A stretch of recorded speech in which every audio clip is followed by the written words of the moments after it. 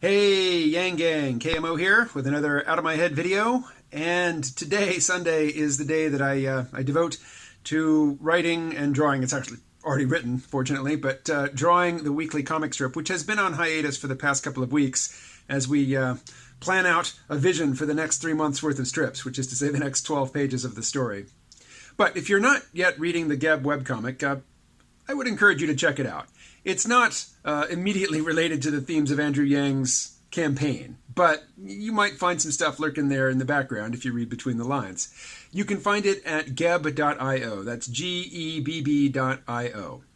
All right, now today I'm going to be fairly brief. I'm going to share a couple of pieces of feedback on yesterday's video. Now, yesterday's video, I knew as I was making it, was coarse and provocative, and people would take it the wrong way, either because, it triggers something, in a pre-existing belief system, or they're, highly motivated to take it the wrong way. Some people, I can't even tell, what they thought I was saying. Their answers were just so, what's to say? I'm looking for a non-pejorative word for incoherent. Anyway, but did get some good feedback. So first up, feedback from Adrian, who writes, I'm glad to see this video. I have just recently been learning about MMT, or modern monetary theory, and find it fascinating.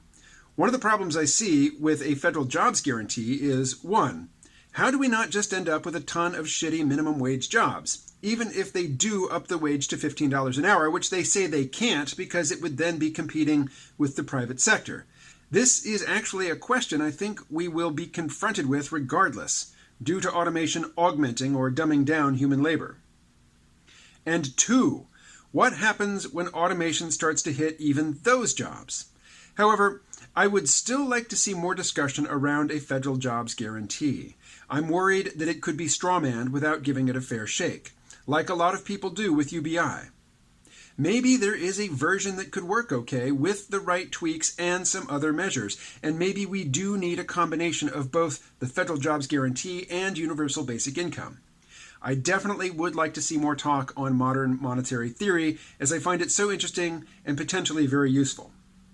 All right, well, thanks for that, Adrian. First off, let me say that I'm not against a jobs guarantee. I'm just against the mentality that if you want to have a roof over your head and eat regularly, you have to trade your time for money in the form of some sort of employment arrangement. There are people who are simply not suited to provide any economic value to an employer.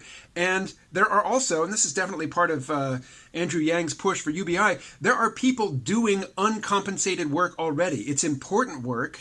It needs to get done, but it doesn't generate a profit for a corporation, so it isn't paid labor.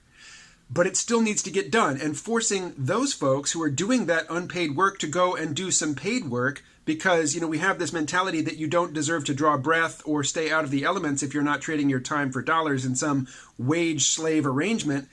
It's the wage slave mentality. It is the you don't deserve to live unless you're generating a profit for a corporation mentality that I'm objecting to, not the idea that we should help people. The people who are really, it's implausible to think that they're going to do anything but cause problems on a job site if you make them go and pretend to work. These folks still deserve to draw breath. They still deserve to eat. They still deserve to have a roof over their head. We should help them. We don't want to live, at least I don't want to live in a world where, you're stepping over them and their feces on the sidewalk. Who wants that? I certainly don't. I think people should have access to rehab when they need it. I think they should have access to counseling when they need it. Here's where, my ideas start to sound like lunatic fringe. I think people should have access to clean heroin when they need it. Heroin, that they know what they're getting. They know that it's not laced with fentanyl or carfentanil and, that they're likely to keel over dead. Now, there is no such thing as a safe opiate. But that doesn't mean that punishing people, putting them in jail for seeking opiates out, makes any sense at all. With a jobs guarantee, it's just like UBI in that there are ways to implement it which are going to cause easily foreseeable downstream consequences that we won't like, but if you don't build in the mechanisms from the get-go to avoid those outcomes, you're going to get them. The same is true of UBI. And, Adrian mentioned de-skilling of human labor. That started with the Industrial Revolution a couple cycles back, basically with Fordism, with replacing skilled craftsmen with people who are just doing one piece of a complex job, but the one piece they do is super simple. You're tightening this one bolt on this thing as it comes down the assembly line. A monkey could do it. And, that sort of de-skilling has already diminished us as individuals, who can operate pretty much autonomously as workers and generate income. That has largely been mechanized or Fordized out of us. And AI is carrying it further. When I was a kid, it was normal for everybody to have, a dozen or 20 or so phone numbers memorized. You knew all your friends' phone numbers, you knew the phone number for your favorite radio station probably. I mean, you memorize phone numbers. Nobody does that anymore, or almost nobody. And it's because we have this cybernetic memory prosthetic that we carry around with us that does all the remembering for us. So yes, there's a couple different ways to look at that. We are being de-skilled. We are being basically turned into dependents of a technological infrastructure and the state that oversees it. Or you could say we are outsourcing some of our human capacities, to external devices, while what's going on in our heads is, focused more on what only humans can do right now and what machines can't do. And that's probably, a good rearrangement. I don't know if it is or not. Okay, now on to a different piece of feedback, also on yesterday's video. This next piece of feedback comes from my friend Doug, who lives here in Bellows Falls with me, and it is because of Doug that I actually live here in Bellows Falls. And Doug writes, after watching yesterday's video, I'm not sure there's any point to going down such a rational road. Considerable disgust for a group of people was exhibited, and this only clouds rational debate on these issues. So the people he's talking about are, and I'll have to admit, I have very specific images in my head. I've just come back from Lancaster, Pennsylvania, which is like a different planet from Bellows Falls. Everything works. Everything's in place, Here in Bellows Falls, we have all of these old buildings which used to serve a function that used to provide employment and generate wealth in the region, and they're just crumbling and falling to pieces and nobody wants them. In Lancaster, it's the opposite. You've got these old buildings, these old red brick buildings with historical value, which developers would love to tear down and build up something brand new and shiny, and much more profitable to them. And people like my friend Kevin, who live in Lancaster, it's their challenge to hold the developers back and keep them from just bulldozing the past in order to build this shiny new future. The past, that as it's preserved in Lancaster, is very beautiful. So it's a very different environment from what I'm used to here in Bellows Falls.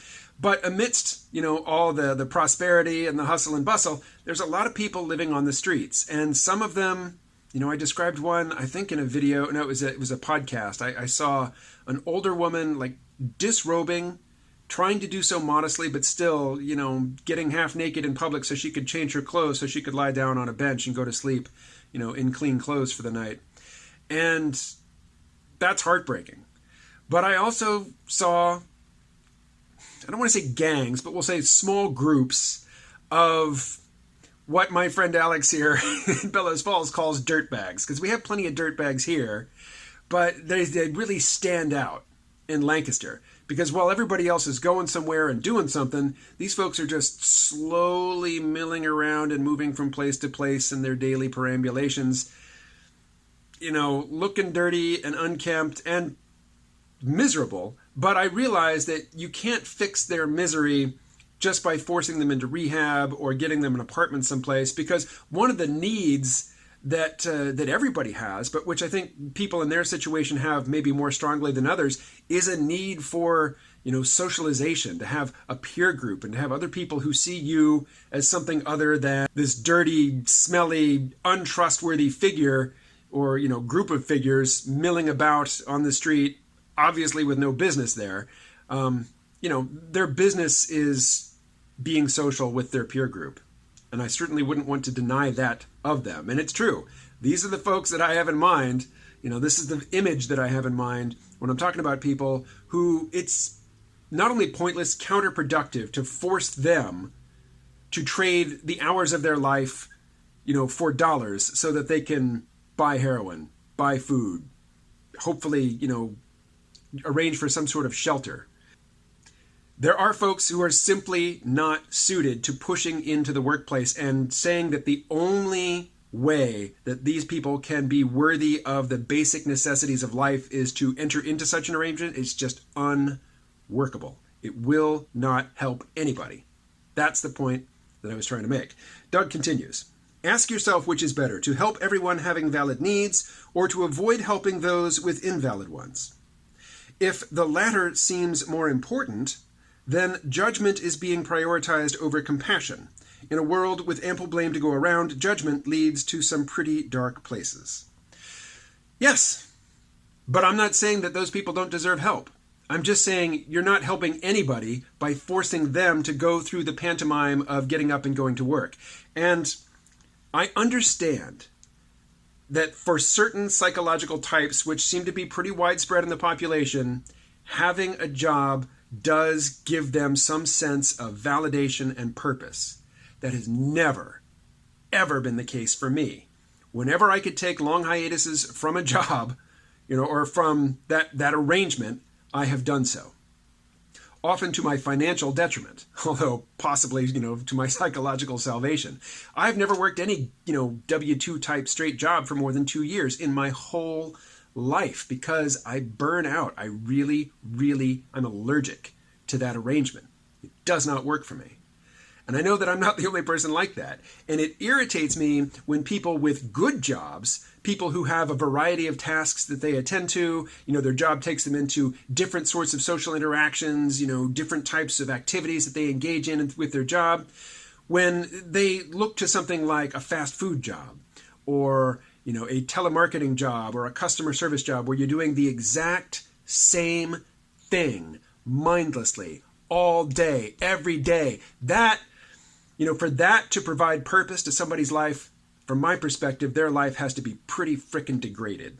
So that type of job, which, is far more prevalent than the types of jobs that involve a variety of tasks and a variety of social interactions and a variety of novel, cognitive stimuli.